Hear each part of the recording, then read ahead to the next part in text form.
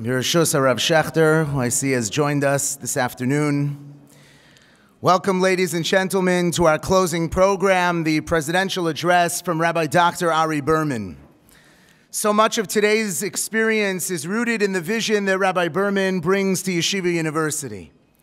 Rabbi Berman is a gifted leader, scholar, orator with a deep understanding of Yeshiva University and its unique culture. After graduating with distinction from 4 of its schools, a BA from Yeshiva College, an MA in Medieval Jewish Philosophy from the Bernard Revel Graduate School of Jewish Studies, and his rabbinical ordination from the Rabbi Isaac Elchanan Theological Seminary. Following ordination, he was selected as a fellow in Ritz's post-ordination study program for its most promising students and future rabbinic leaders. After making Aliyah to Israel in 2008, Dr. Berman completed his higher education with a PhD in Jewish thought at the Hebrew University of Jerusalem. A number of weeks ago, Yeshiva University celebrated Rabbi Berman's investiture as becoming the president of Yeshiva University. At that event, Rabbi Berman delivered an address that has defined the identity of the Yeshiva University community and charted its course for expansion and growth. His vision for YU and our broader community has already excited thousands throughout the world. Literally over 500,000 people have viewed the investiture address online as scholars and leaders and general community members reach out to YU daily in aspiration to become involved in the movement of education and in transformation initiated by Rabbi Berman. For those of us who have the privilege to work closely with Rabbi Berman, we are deeply grateful to be led by an individual of such extraordinary vision and such profound integrity. It is a privilege and an honor to introduce our president of Yeshiva University, Rabbi Dr. Ari Berman.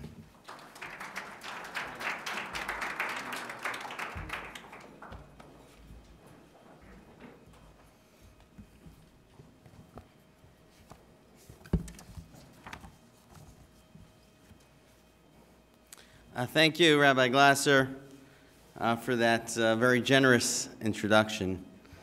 And thank you, Rabbi Glasser, for arranging this whole conference. When this conference was first conceived in the office of the president, Stu Halpern, Ari Lam, and the group around us, we didn't know how it was actually going to happen, and how it was going to be actualized and thought through and conceptualized. And we turned to Rabbi Yaakov Glasser, our dean of the CJF, and he took it on himself to make sure that we had such a spectacular day like the day that we had. So it's with really great, deep gratitude and appreciation that I thank Rabbi Glasser for this, what he's done this morning.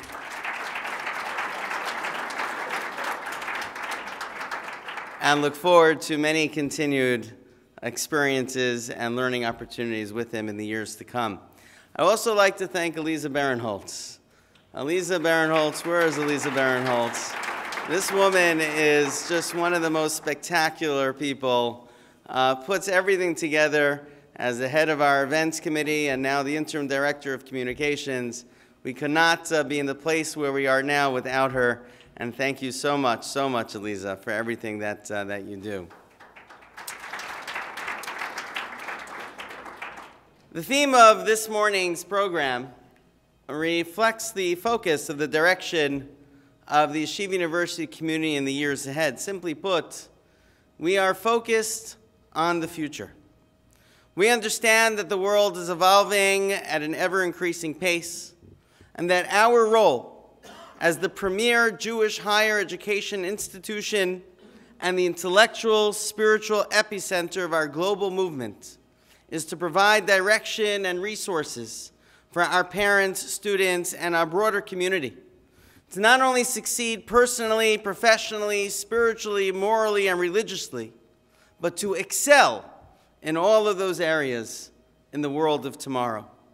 And one of the ways that we'll do so is by organizing these kinds of forums that gather together the broad extent of our vast intellectual resources and connections of our university community, for the broader public, and especially for our students. Our plan is that every student at Yeshiva University will not only have access to learn from one's Rebbeim and teachers in one's chosen field of interest, but will have exposure to the wide range of intellectual resources throughout our university community. These interdisciplinary engagements will help our students better understand what to expect in the world of tomorrow. Our success, however, will not only be due to our awareness and understanding of our future, but fundamentally it will be due to our rootedness in our past. It is our 3,000-year-old tradition of wisdom, our devotion to our heritage and tradition, that will give meaning, purpose, and value to our life's decisions and life journeys. What I'd like to do to close this conference is focus on one of the key elements and the way in which we define how we think about our heritage and tradition, which will give new meaning to the way we think about the world of tomorrow. I mentioned at the investiture that there are 5 central teachings that have always animated Yeshiva University. We call the 5 Torot. Torat Emet, that the Torah is true, that Kadosh Baruch Hu gave the Torah to Moshe at Har Sinai, that we believe in truth. And as Rabbi Sachs mentioned this morning, that itself is a countercultural idea today. Torat Chaim, that we don't just take our truths and live in an ivory tower of the academy, but we apply these truths to the world. We go out into the world and apply our values and apply our truth. Torat Adam, that God has given each and every individual certain gifts and skills, and it's holy work to actualize, to develop oneself, to develop those gifts and skills. But Torat Chesed, that we don't just do so for ourselves, but we do so to reach out to others with kindness, to impact on others with kindness, to form relationships infused with kindness. And finally, Torat Zion, that we are not accidents of history, nor are we simply participants of history, but we are drivers of history. And this certainly characterizes and inspires us to support the state of Israel as Zionists, to create a country that is an oar to all the other nations, a light to the other nations, but also, in a broader sense, to work to redeem the world, to spread God's values throughout our world, giving us a specific and important mission throughout our lives. And I have to tell you that the reaction to the speech has been simply overwhelming. Both when I've been in America, I just came back from Israel, people have been telling me how much they've watched the speech and what they heard about Yeshiva University, the energy of Yeshiva University, how they're excited about Yeshiva University, and how they're rooting for our success and they're following our developments. And it's not just in our internal community, but it's in the broader Jewish world as well. Just a few weeks ago, I was at a dinner, and a leader of the Hasidic community sat down next to me, and he told me that he watched the investiture speech. He said, I want you to know, Rabbi Berman, I watched it. I listened to every word. I loved every word. It was amazing. It was incredible. Every single word, except one word, but every single word I loved. I love the spirit. I love the feeling. What's going on in Yeshiva University, we need to bring you into the Hasidic community. You need to meet the Admorim, you need to see the leaders, they need to understand what's happening at Yeshiva University. I listened to it, every single word except one word, every word I loved. So I said, oh, okay, you know what, it's a Jewish trait. We focus, it's 98% good. We focus on the 2%. So I'm like, okay, what was the word? What was it that you were questioning? So, well, you said something about Zionism, that Zion, and that God is bringing us out of the exile. And I'm like, no, that's an important word. That's actually a very important word. So he goes, okay, so we don't have to agree on everything. But I want you to come in. I want you to meet the community. You really we need to make those connections. And I have to tell you that, first of all, I love that encounter, and I think it speaks to what we're saying, or the importance of our messages resonating and the connections that we can be making. But certainly when we focus on Torah Tzion, it's crucial as it shapes our view about the world of tomorrow. Allow me to explain. There are many examples that I can use, but since we first just concluded the holiday of Sukkot, and officially have begun the rainy season in Israel, I'll use the example of water to highlight my point. Water for the Jewish people in their homeland Israel has always been a source of deep concern. Throughout history, a lack of rain in Israel was a reason to fast and pray. A whole tractate, Masechet Ta'anit, is devoted to addressing this issue. And everyone who grows up in Israel knows you have to be very careful with one's usage of water. The national news is constantly following the rain trends and supplying updates about the water level of the Kinneret. It's a big issue and a strong element in our relationship with Hashem. Va'aretz sha'atem orim shama l'rishta, eretz harim uvka'ot limtar shamayim tishtamayim. The land that you will inherit, the Kadosh Baruch Hu says, is a land that thirsts, that drinks the water of the rain. Eretz asher Hashem Elokecha doresh ota, tamid ein Hashem Elokecha ba, merishit hashana v'arachrit hashana. HaKadosh Baruch Hu's eyes is on the land constantly. And it's a deep connection to the rain because HaKadosh Baruch Hu who brings the rain. And if you listen to my commands, then I will supply the water. Then I will supply the rain. Then you will have your food. Then you will have your sustenance. It is Hashem who brings the rain. And He does so if we prove to be deserving by our actions. The holiday that, of course, best expresses the importance of water and our dependency on God for it to come to us is Sukkot. On the Chag Nidonim Alamayim, Chazal teach us. It's on Sukkot that we're judged on the rain, on the water for the coming year. And in our tradition, each and every year on the holiday of Sukkot, we bring the Nisuch HaMayim, we bring the water libations, which is the trigger to ensure that Hashem blesses the upcoming year with a plentiful supply of rain. Water plays a crucial role, and the connection between Hashem and water is throughout our tradition, and it's even true at the end of days as well. We're told in Yecheskel that at the end of days, water will pour forth from the Mikdash and will purify and heal the waters and vegetation throughout the world. When it empties into the sea, Yecheskel says, the salty water will become fresh. Swarms of living creatures will live wherever the river flows. There will be large numbers of fish because this water flows there and makes the salt water fresh. Fruit trees of all kinds will grow on both banks of the river. Their leaves will not wither, nor will their fruit fail. Every month they will bear fruit because the water from the sanctuary flows to them. Their fruit will serve for food and their leaves for healing. Water from the beginning of time throughout history until the end of days is brought by Hashem, by God, as a response to our prayers, offerings, and actions. It's a core characteristic of Hashem, Mashav Ruach Amor Agashem, and it characterizes the inherent limitations of our humanity as needful supplicants who are completely dependent on Him. Fast forward till today, and the whole picture suddenly changes. A couple of years ago, a good friend of mine, Seth Siegel, wrote a book called Let There Be Water. In this book, he describes the incredible story of how Israel has solved its water problem with ingenuity and technology. Desalination plants, sewage removal, drip technology, all go into removing the threat of scarcity.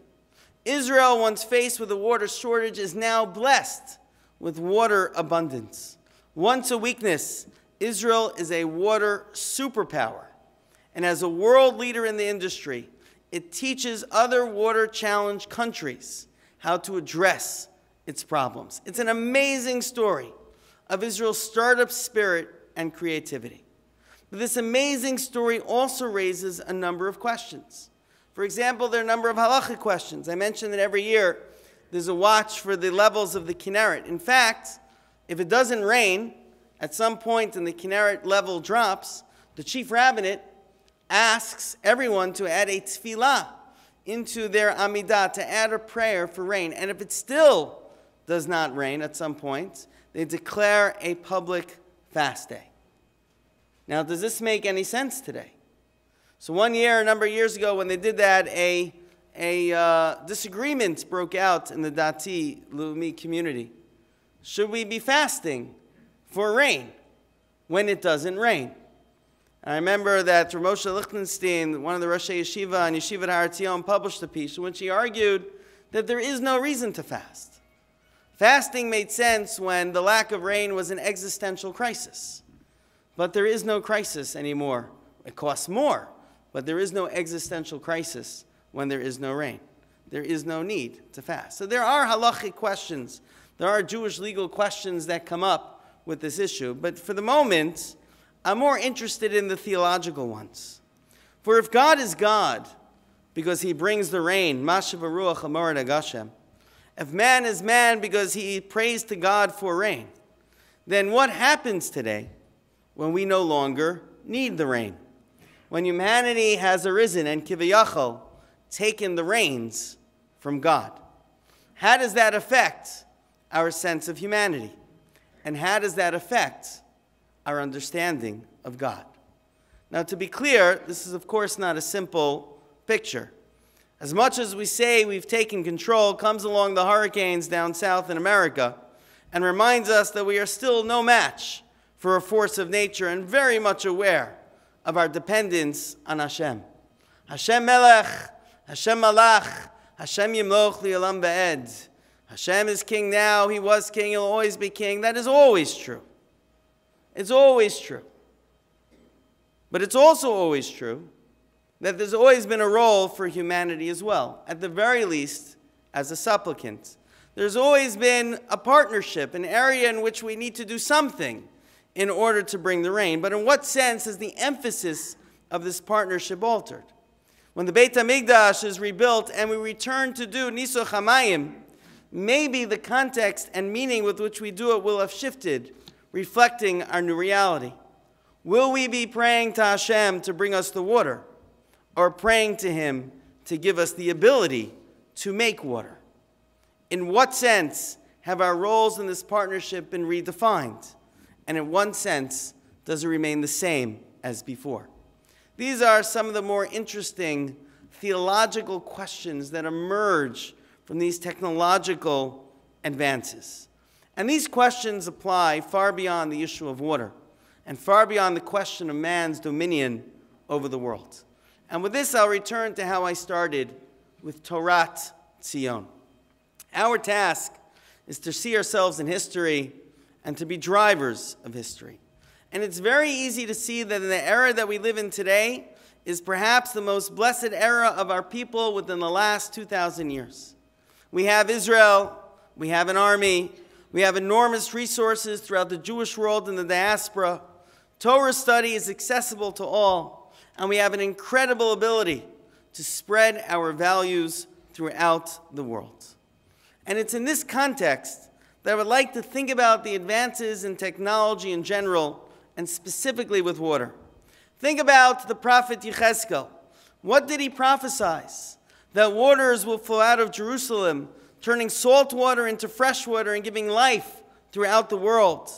Taken not literally but figuratively, this is actually a great expression of our reality today. The water technology produced in Israel is healing the world's waters and creating life throughout the world. Is our technologically advanced reality of today then a challenge to God, or is it the very fulfillment of his promise? I would like to consider that we think of it as the latter.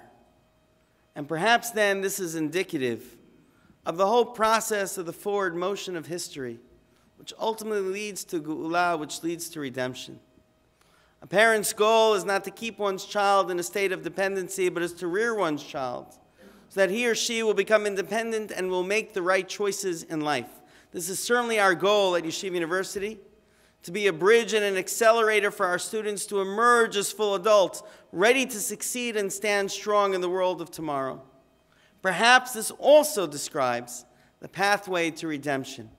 Jewish history starts with our people emerging from slavery, totally dependent on God. Perhaps it is to end with us playing a greater role in the forward development of history. All of the changes in our realities can be seen in this way.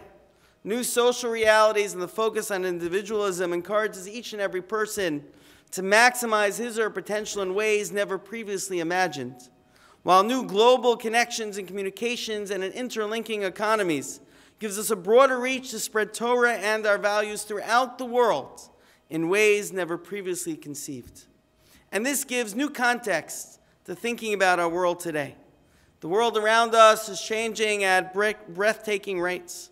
Science, medicine, and technology are progressing in unparalleled paces, while shifting notions of personal identity, gender roles, education, and family are creating new social realities.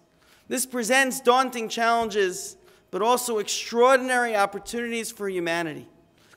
This morning's conference has been devoted to fleshing out these challenges and these opportunities. But there is a greater point here, that perhaps the very existence of these challenges and opportunities is both a sign and a consequence of the fact that we're living in a blessed era in which history is moving forward. And if this is the case, that in order for history to progress, there needs to be some kinds of shifts and changes in our reality, that in the coming years we should anticipate new pressures alongside new opportunities for positive impacts. We've just spent this morning talking about these various manifestations of change in the world of tomorrow and all four of our central themes: values, education, leadership, and marketplace. What I'm adding now at the close of this conference is the possibility that all of these changes should be placed in a much broader setting and seen as a forward motion of history. Change is always difficult, and we are inspired and directed by our 3,000-year-old tradition to know how best to adapt and adopt the prevailing notions and innovations of today. But as parents, educators, peers, and students, as fellow travelers in life, it still is often a struggle to address our new realities. And while thinking of our new realities today in this broader historical context will not make any challenges any easier, it will give our struggles a greater sense of purpose and meaning. Torah Zion is not an auxiliary element of our 5 Torot. It is, in fact, a crucial link that ties us all together. And specifically, in this generation, as Rabbi Soloveitchik said, Kol Dodi Dofek. Kol Dodi Dofek, that Kadosh Baruch Hu is giving us opportunities, and He's waiting for us to respond. It is Torah Zion that supplies us with a grand purpose and mission. We live to serve God and to fulfill His mission for us in the world. And our mission is to redeem the world, to bring it goodness and godliness, to make a difference and impact all those around us. This is what we teach at Yeshiva University, and this is our ultimate mission in the world of tomorrow. Yeshiva University is about to embark on a great journey. We have an incredible history, and we are moving forward with confidence. Join us in our journey as we work together to push history forward and change the world for the better. Thank you all for coming today.